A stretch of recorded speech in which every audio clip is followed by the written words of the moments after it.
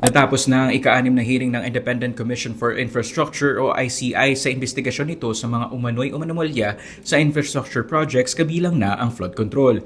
Kasama sa pagdinig kanina si Senator Mark Villar at ang mag-asawang contractors na sina Curly at Sara Diskaya.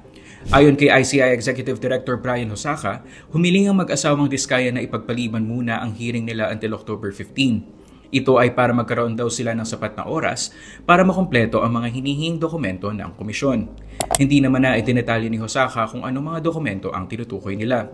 Samantala, nilinaw naman ni Hosaka na ang naging partisipasyon ni Senator Villar sa hearing ay limitado lamang sa pagpapaliwanag ng mga proseso sa pagpapatupad ng infrastructure projects noong siya pa ang DPWH Secretary mula 2016 hanggang 2021. Wala na ring karagdagang imbitasyon para kay Villar sa mga susunod na hearings. Sa kabilang banda, nilinaw din ni Hosaka na walang miyembro ng ICI ang nagbabalak magbitiw sa pwesto kasunod ng pahayag ni Caloocan District Representative Edgar Erice na may isa umanong gustong mag-resign dahil sa kakulangan ng authority ng komisyon.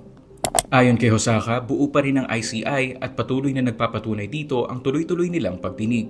Bukas ay magkakaroon pa ulit ng panibagong hearing dito sa ICI, this time kasama naman ng dating DPWH Undersecretary na si Roberto Bernardo.